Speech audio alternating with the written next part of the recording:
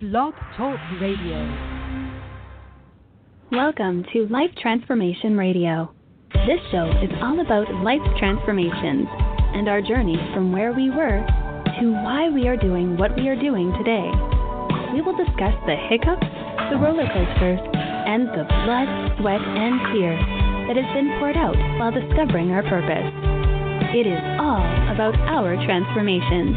Here is your host, Sean Douglas. Welcome to Life Transformation Radio. I am your host, Sean Douglas, and we have another crazy episode of impactful people. I'm loving the guests that we have on here, and I hope you are too. We have a life coach and emotions coach today, and her name is Anushka Lalwani. Anushka is a life and emotions coach for men, and she is the founder of the Facebook group #EmpowerMen. She is Indian born and raised in Barcelona, Spain, now living and working in London. She struggled for 16 years with her weight and her moves, and she used the law of attraction and mindset success principles to lose weight and live a happier life. Today, she teaches men how to reach their full potential in life and like in their personal and professional life, which is amazing. She helps clear their blocks to success in their relationships, career, health, and personal growth. Anushka is a certified health coach from the Institute of Integrative Nutrition and also levels 1 and 2 Reiki coach. Her website is www.anushkalalwani, AnushkaLalwani. So Anushka Lalwani, AnushkaLalwani.com, and the Facebook group is facebook.com/group/empowermen, and Instagram is Anushka Lalwani. So, welcome to the show. How are you doing? Hi, can you hear me? I can hear you great. Awesome, fantastic. Yeah, I'm really good. How are you today? We're making this happen no matter what. We're making this happen. Yes, we are. So, awesome. The first question we always ask on the show is why, right? So why do we do what we do? This show is heard in 23 countries. We've had amazing, impactful, crazy guests on here, and it's a lot of energy and fun. And the one question that I always ask is why. So tell us why you do what you do. I love this question, Sean. Why I do what I do is, a few years ago, I discovered magic. And I just realized that if this can change my life, it can change so many lives in the world. And that's when I realized, Sure. You know what, it's time to share this with everyone. And I almost felt like I finally found something that is working, that is explaining me why I've been living my life the way I have until now, why all the quote-unquote bad things have happened to me, and how I can start to shift these in my life. So that's really, I just felt like, okay, awesome, this is fantastic. Why not share it with the world? And that's sort of where my journey began to really giving back, like I really wanted to give back. I wanted to leave a legacy in the world, and I want to make sure I can impact as many people. And I think from the moment I decided that I wanted to start impacting people and really like sharing this information and just really helping people, live a better life. I remember I used to pray to the universe every day, saying, just give me one person today. Any one person I can make a difference with today. And every day someone comes my way. That's awesome. Yeah. It's fantastic. I love it. So for those who don't know, you levels 1 and 2 Reiki certified. Tell us what that is. What does it mean to be certified in that? Okay, so with I'm really into sort of energy healing, and years ago I got introduced to Reiki, which is it's a Japanese energy healing technique, which is used with your hands on it's a hands-on technique, but you can also use it for distance healing. And that attracted me most to it. The power of being able to heal from a distance, it was like, wow, this is fantastic. And, I've done a lot of like sort of energy healing. So I've done like hypnosis. I've done BEST, which is bioenergetic synchronization technique. I've had energy editing done to me. And I do a lot of energy work because really everything is energy. And especially if you want to keep moving forward in your life and keep achieving goals, your dreams, like keep becoming better, it's so important to always work on your energy and release all the old stuff. And one of the many tools, yes, eating is really important. You got to eat healthy, exercise, but also working on your energy is really, really important. So a couple of weeks ago, a couple of months ago, actually, I decided that I wanted to take my energy to the next level. And I really wanted to incorporate this with my coaching and really help my clients achieve the next level of success. So I decided to certify in Reiki, which is, as I mentioned, a hands-on technique, but you can also do it long distance. And just this week, I've been like doing Reiki on a couple of friends and trying it out. And they're already noticing differences. And it's amazing. Wow. It's amazing the power of energy. Like it blows my mind. That's awesome. It's amazing. So how come more people don't get into that, or how come more people don't know about it?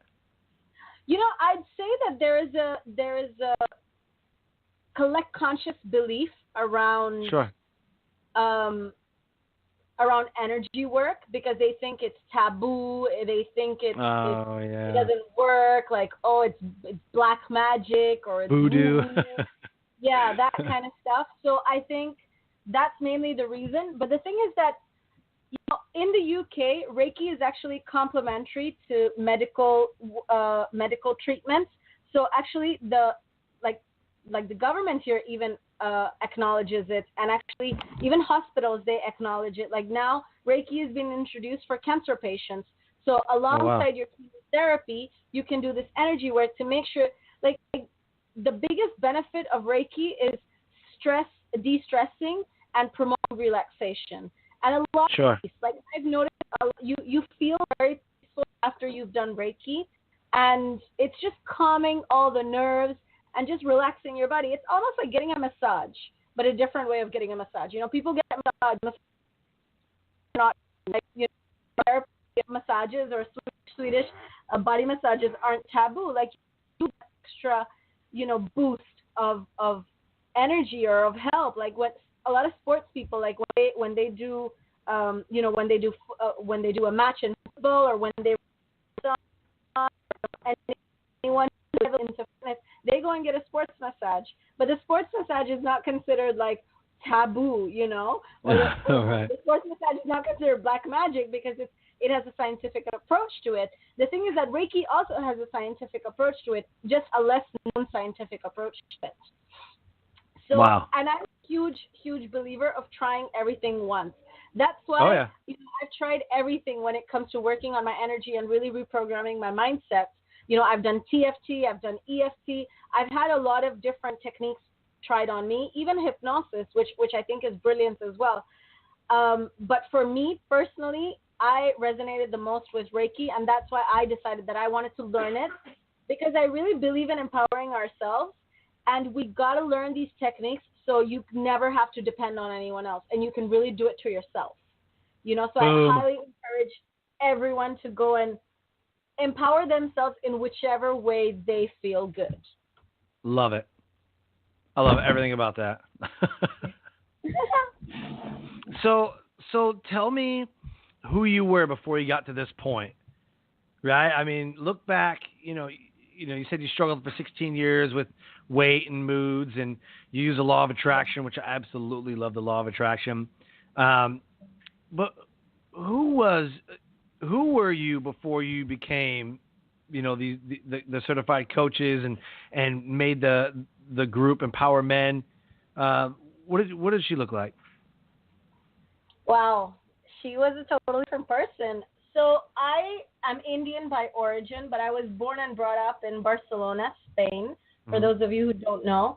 And I grew up in a rather traditional Indian family. So, the men are the breadwinners and the women are housewives. They work at home. They take care of the kids. So, however, because I grew up in Spain and I was going to like Spanish school, well, school with like it was an American school, but I had a lot of international friends. And when you're going to school and they when you're in like kindergarten and elementary and they ask you questions like, so what does your mom do? And it's like, my mom's a housewife, and everyone would look at me like, what is that? Like, what is a housewife? And I was like, someone who stays at home and takes care of the kids. And they were like, oh, okay. Like, they never understood. And almost that made me feel like maybe this is like not a real job, like for me it was growing up in the bubble, but in the outside world, like being a housewife is not a job. Like, it's not really, she's not making money. Like, all my friends' parents were like doctors, lawyers, teachers, and like my mom was like a housewife, and I was like, okay, that's interesting. But my dad obviously had a business, and that was that. So I guess growing up, I really always felt this confusion. I felt a lot of confusion. Like, I never understood why in my house women don't work, but in my school my teachers were women, like the people in the kitchen were women, like everywhere there were like a lot of women working, and a lot of my friends had women working. It didn't make sense to me as a child. So, but at home I understood that, okay, the man has his role and the woman has her role. So obviously growing up with so much confusion, it really led me to question myself a lot and question what I wanted to do, because at home, I was, told that, okay, Anushka, like when you finish school, like you're going to go to university, but eventually you're going to get married. Like, I was told what my life was going to look like. From a very young age, I was always told what my life was going to look like, because obviously, my mom did that. She finished school, she got married to my dad, and then she moved with him. So I was always told that you're going to go wherever your husband is going to go. Like, if your husband is in Australia, you're going to go and live with him in Australia. If your husband is in America, you're going to go and live with him there. And I was like, okay, cool. Like, until I became like older and I became a teenager, and in middle school and high school, they start to ask you like, so what career path do you want to take? Do you want to study sciences, or do you want to study literature?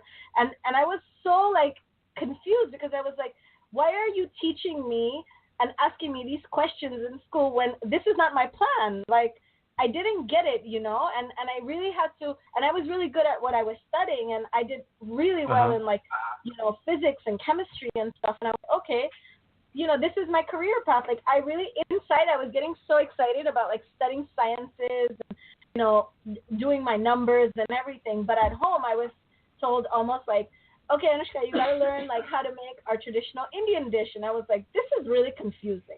Like, overall, I was a very confused teenager. I used to struggle a lot with explaining to my parents how I used to feel. And I think that really like created a shield, a protection. I protected myself with a layer of weight, because it was like all these emotions were inside. Like, at school, I was learning something else. At home, I was learning something else.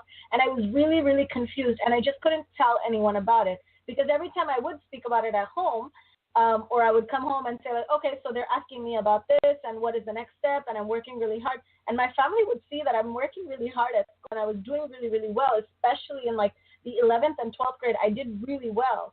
And I was like, okay. And then obviously I had a bit of hope, because my dad said to me, okay, Anushka, like, what do you want to study in university? And I was like, oh my God, like maybe I'm going to change things for my family, and maybe I am going to be that one who's going to like go and study for the first time. That's going to be so cool, and do a university degree. And so my family, I told my dad, I really want to study chemistry. Like, I was so good at it, and I really want to study chemistry in Paris, in a university in Paris. And my dad was like, no, you can only study business. And I was like, what? Like, what do you mean I can only study business? Why can't I study chemistry? And he's like, no, you can only study business, because remember, you're going to get married to someone, and you need business skills, because he's going to have a business. And I was like, but what if he's a business owner? What if he's like an engineer? Like, what are my business skills going to help him there? And at the end of the day, I didn't study business. I didn't like it. I wasn't interested in it. And he was like, no, you got to study business, and you can only go to, if you don't study in Barcelona, you can go outside, but you can go to London. That's the only place you can go. And I was like, but why? Why can't I go to Paris? Like, I want to go to Paris. This way I can improve on my French skills, which I had started in school. And, this way I would speak French, I would speak Spanish, I would speak, I was really big on knowing more languages open more avenues in my life. And he said, Sure. no, you can only go to London because that's where I have family. And I was okay. So I basically started to study a degree which I didn't even want to do in London. And obviously, I was so big on numbers and science. I was like, let me find the one that is most related to numbers and science. So I started to study finance and accounting, which I didn't want to study, you know, but had to study because that was the norm. Like, obviously, coming from an Indian family, you especially girl, there's like, you don't have a lot of opportunity to like go and say, I don't want to do this. Right. When I came to London, now I come from what is called a joint family. So we were like 4 families living together. So I lived with my cousins growing up, all in a huge house. Like, it was lots of fun, but at the same time, you don't know what it is to be alone. When I came to study my degree, I was in like a dorm, like a school dorm, like a university dorm. So I spent a lot of time on my own. And I realized then that all my emotions and thoughts started to amplify. Like, they all came to the surface. It was like I just couldn't deal with my moods. It was horrible. Like, I didn't know. I became super reactive. You know, I would have horrible cravings. I was constantly eating junk food. In university, no one's taking care of you. No one's cooking for you. So, you know, you're always eating out. I'm sure so many university students tend to gain weight. I gained even more weight. I was already overweight. I gained even more weight. You know, I was striving and struggling. And because I was a different one in school, I was always striving to fit in. So I automatically felt that in university, I also had to do that. So in university, a lot of my friends, even though I went to an international university, a lot of my friends were smoking and drinking. And although I wasn't of that kind, I just started to do it because I was like, okay, maybe I just fit in. Like, I need to make friends here, so let me also start doing all of this. So I took on smoking. I mean, I had occasional drink in Spain, but I drank a lot more in London. And, you know, everything just started to escalate. Like, my health was really bad after some time. And obviously, when I finished my degree, I did really well in my degree. You know, I did a really good dissertation on real estate in Spain. I was like 1 point short of a first class. And then again, I studied so hard because, you know, my parents were always like, you need to study hard, you need to do really well and everything. And then when I finished my degree, my parents were like, okay, you're done now. Come back to Barcelona. We're going to like teach you how to run the household, and then you got to get married. And I was like, what? Like, I had like an identity crisis. You know, I was almost like, are you kidding me? Like, I've worked so hard for my degree, and what do you mean get married? Like, who am I going to get married to? I don't even have a boyfriend. I don't like anybody. Like, what the hell? What am I going to do getting married? So, but because they came from that thought process, it was really hard for me to understand them. Over the last few years, I've just come more into acceptance mode. So I had to go back to Spain because, you know, I was codependent on my family financially, and I had to do what they wanted me to do. So I went back to Spain, and I think that's when I hit first time I hit rock bottom, where I was like depressed. I was absolutely depressed. I remember spending nights. It was the recession. So in 2009, I finished my degree and I went back. There were no jobs. There was no way for me to find a job. Wherever I went, you've done a diploma, you've not done a full degree. In Spain, a degree is 4 years. In the UK, it's 3 years. So for employment, companies, they all, and agencies, and they all as lying that at 20 I had already finished my degree. They were like, this is a diploma, you like for qualifications, and I was like, oh God, this is horrible. Like, I tried to get a job because I was like, I realized that I was financially independent. So the only way I could do what I really wanted to do was be financially independent. So I realized, okay, I got to make a plan, you know. Realizing I applied with more action because I got sick and tired of getting tired, and something inside me was like, it was such a big fire that I was like, that's to London. And that's when I furiously started applying for jobs, got a job within the UK market in Spain, And that's That's when awesome. I get UK experience and made my way back to London after a year. Just in a year, I made my way back to London. That's awesome. So would you say that was probably the best part of your journey or your transformation? I think that was being the in London? beginning of that was definitely the beginning of my transformation. I knew I had to come back to London because London made me happy, right? Or happier than I was, let's say. But when I came to London and I started to live on my own and get a job, I realized that, I still wasn't happy with my health. And, I wasn't happy about the fact that I was still overweight. It was something I struggled with because as you get older, obviously, like you're in your work environment, all your colleagues have girlfriends and boyfriends, and everyone's asking you about, like, your love life. And I was like, no, I don't have a boyfriend. Like, I used to always feel really bad, like guys wouldn't like me because I'm not skinny. Like, so many of my, relatives as well would always say to me, Anushka, you got to lose weight. No one's going to marry you if you don't lose weight. So growing up, like from the age of 8 when I started to gain weight, I was always criticized for my weight. Self-conscious? Like, I was I was a very underweight child, and when and they were always like, she's too skinny. Like my grandma would always be like, make her eat. As soon as I gained the weight, they were all like, oh, she's too fat, make her lose weight. I was almost like, you're never happy. Like, I'm not good enough for you guys, just the way I am. And this is something that I've realized a lot around the world with both men and women, is that we as society have so many labels that we make it difficult for the other person to live happily and just be in their own skin. And that, I think, when I came back to London in 2011, at the end of 2011, I started to work. And I started to work a lot. So, I was working for one company, so alcohol was even more available to me. I was on my own, so, I had already picked up the habit of smoking, so that just continued. And it just got worse and worse until December 2012, on Christmas Day. I was alone because I had to do work. I had to work on my job. And I was alone in London, and that's when everything, hit me. And I was like, okay, Anushka, something's got to give. Something's got to change in your life because, you deserve to be happy. Like, you're not even 100% happy because obviously there was still a lot of resistance with my family, right? Like, I did what no one else has done in my family. Like, no one in my family as a woman has ever earned their own income. So wow. I'm not, it was not impressive to my family. No one, gave me, a pat on the back and said, well done. They were all like, wow, this is a bit crazy. This woman is a bit crazy kind of thing. And it wasn't, I don't want to say it was shamed, but it was definitely not supported, and it was not applauded. So, but I was very adamant about the fact, because for me, I understood that if I'm financially dependent on you, I'm tied to you for the rest of my life. I can't live my life. So life, and I got to be happy and do the thing.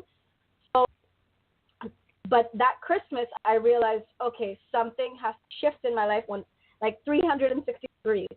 And I remember going to bed on Christmas Day alone in my flat in London, crying, literally, I wanted Christmas to end. I was just I just want Christmas to end. I want it to be the 6th of December, 2012, so I can go out and, meet people, because in London, the transport is closed, everything is closed in London. It's super dead on Christmas Day. No one is out. Wow.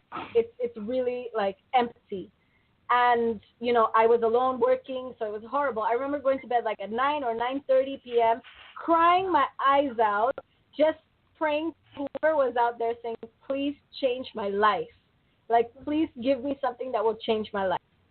And just a few months later, I got introduced to the law of attraction through some audios and the book The Secret. And by then, I was so desperate that I was willing to try anything.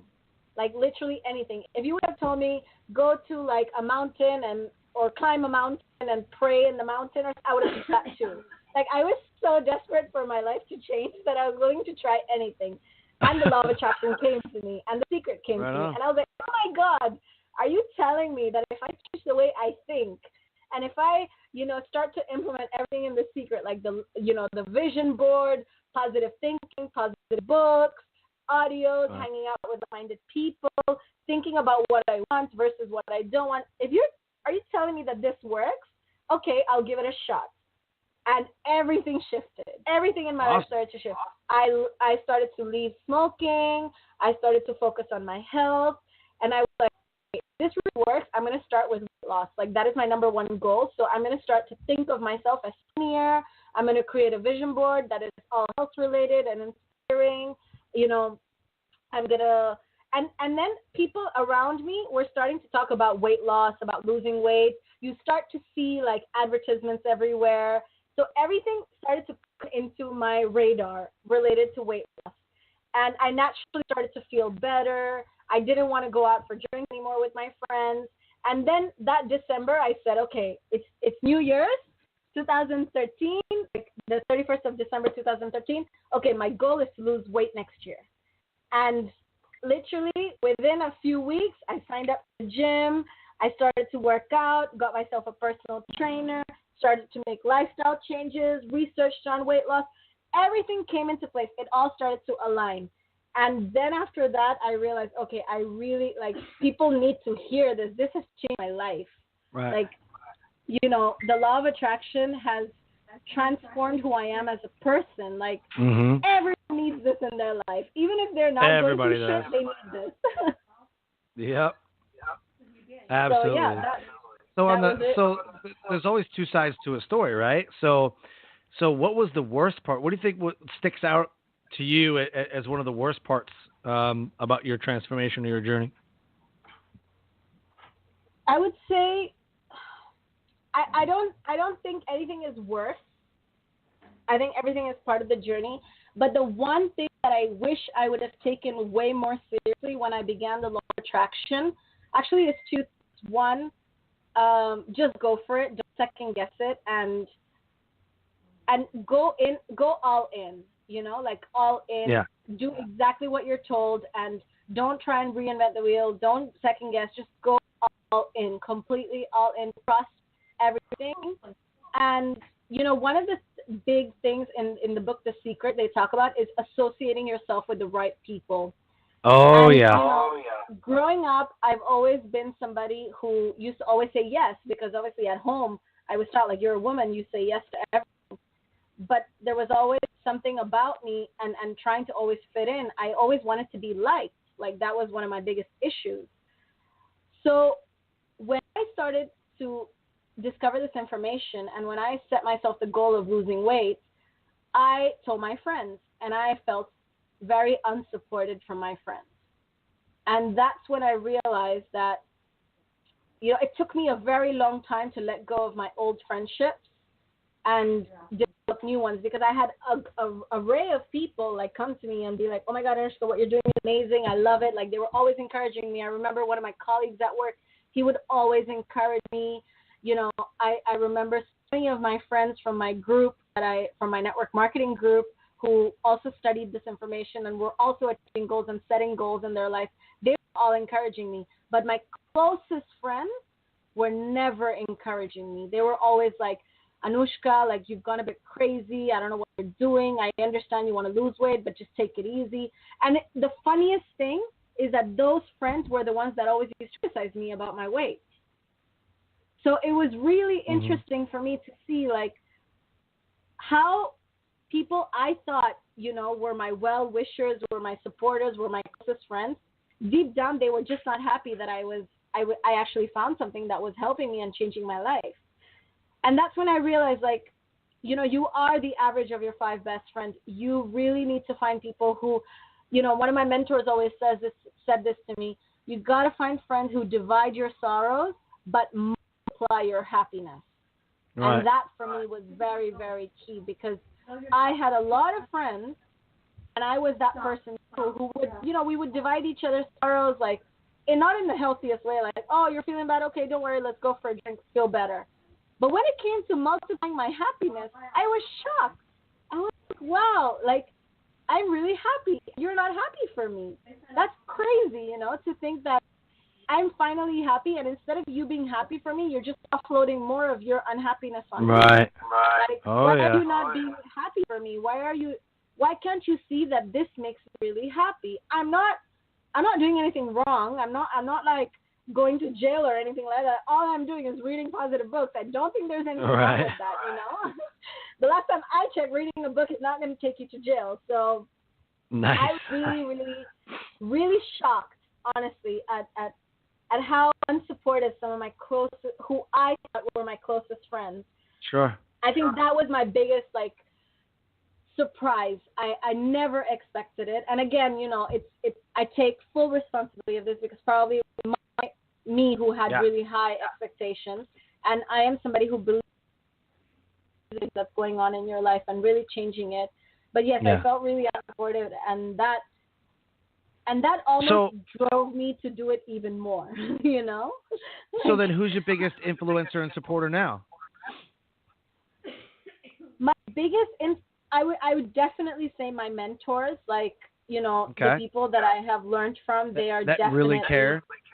Yeah, I would say that, you know, just creating the information that they do, that has really, really helped me.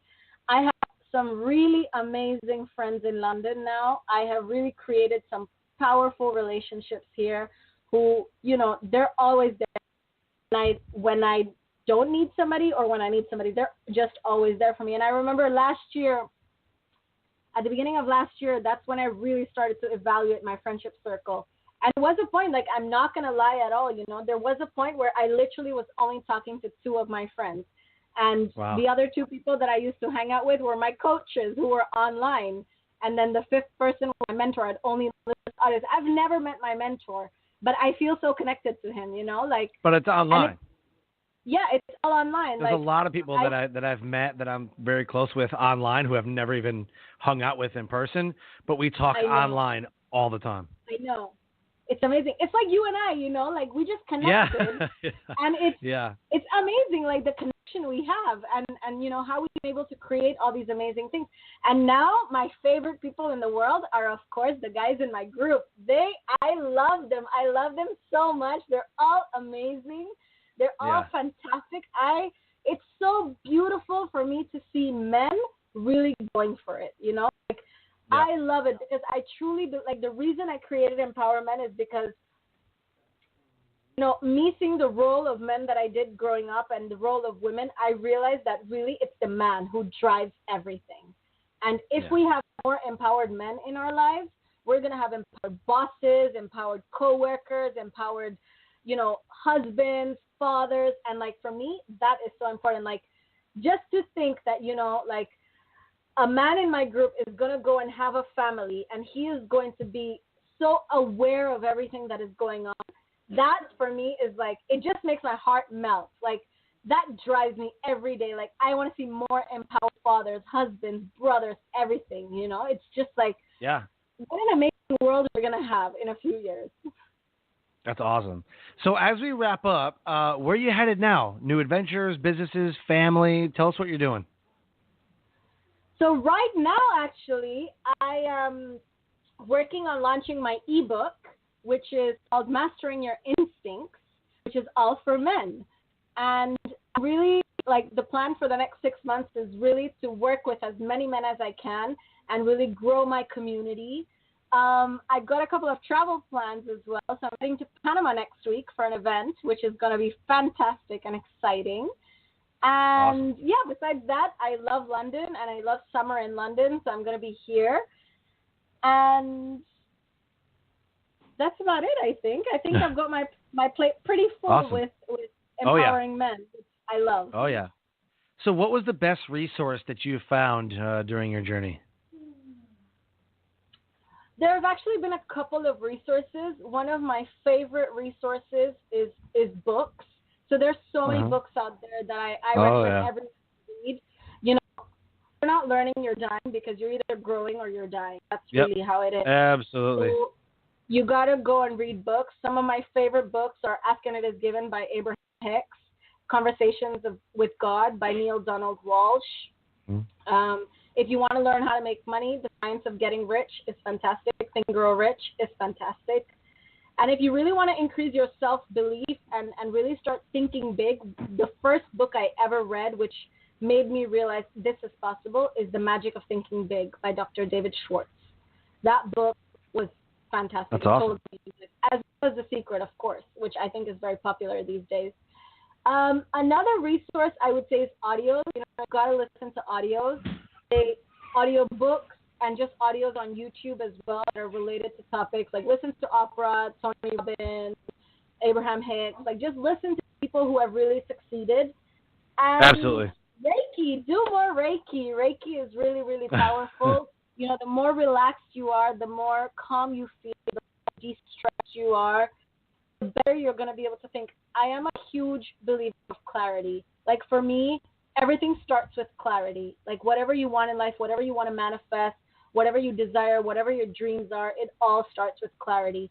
I'm always finding ways to feel clear about what I want. And really, I've noticed that when you're like hyper worried, stressed, you're not thinking straight, you get cloudy in your head, and it's hard to focus on what you want.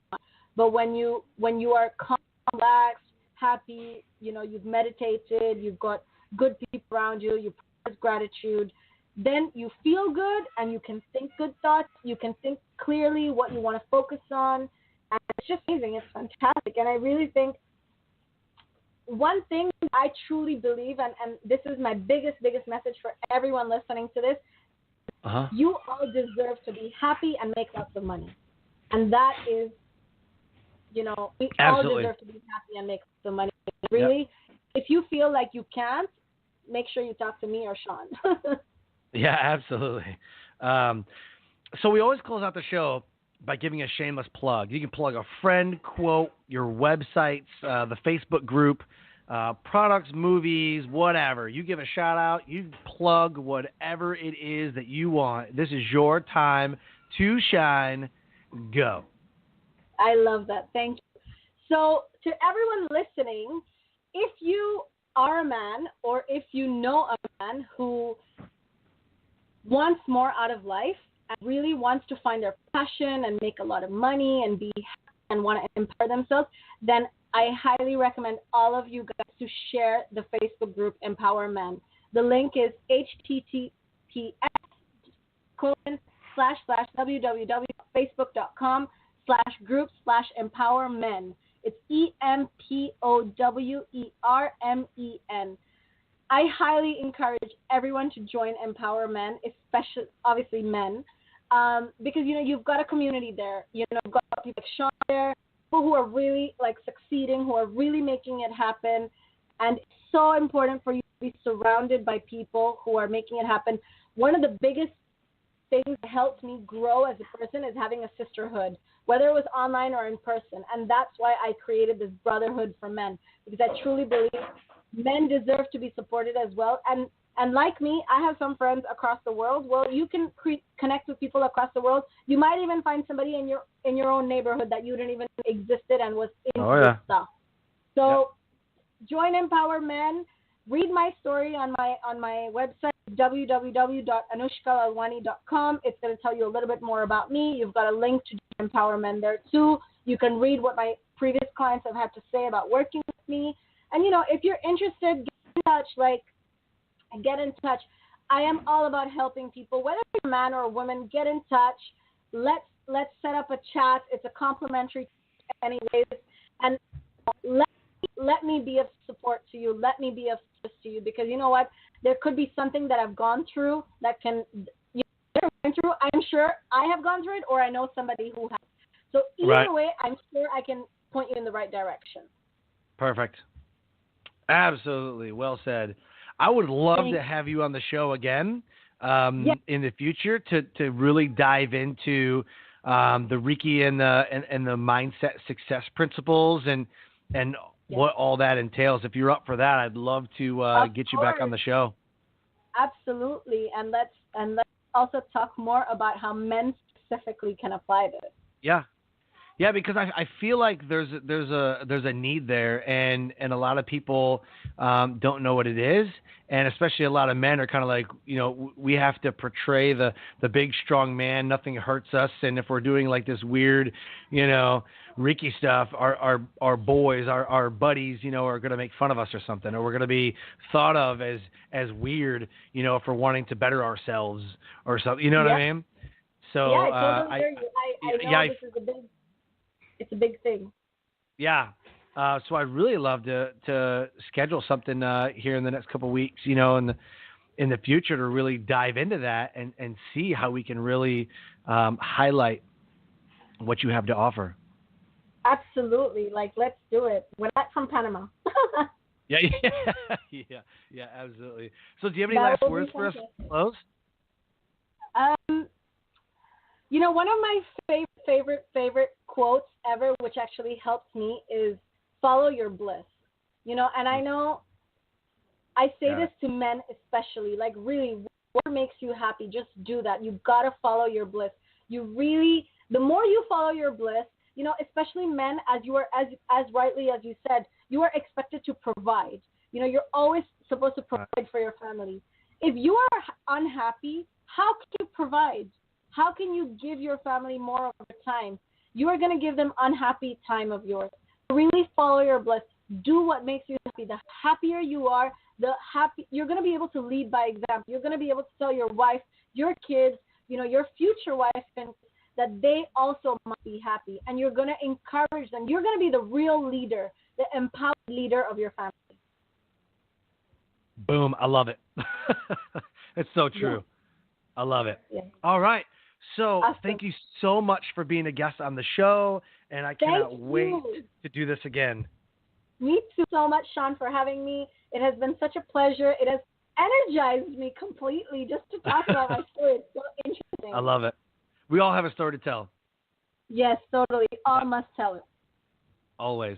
So, Life Transformation Radio listeners, this is another episode with impactful guests, impacting everyone around them, elevating everyone to a whole nother level. And if anything resonated with you, reach out to Anushka Lalwani, reach out to myself, like, share, comment the episodes. We're on iTunes and Stitcher. Look us up. We're not hard to find. Join Empower Men Group. It is going to be amazing. So as we close, I want you to keep in mind, like I always say, live your brand. Find opportunities every day to live out the values that you hold close in your heart. I call it living your brand. When you live your brand, you live out your values and you get out of the reality of what other people think about you. So live your brand. And join us every Wednesday, 5:30 p.m. Eastern Time, and every first and third Friday. Sometimes we do little pop-up episodes like this Lunch and Learn with Anushka. So be on the lookout for these little special pop-up episodes that we do. But join us every Wednesday. It's a live show, so you can call in. If you're listening on iTunes right now, catch us on a live show. Call in, and let's change your life. So until next time, remember to live your brand. Have a good day.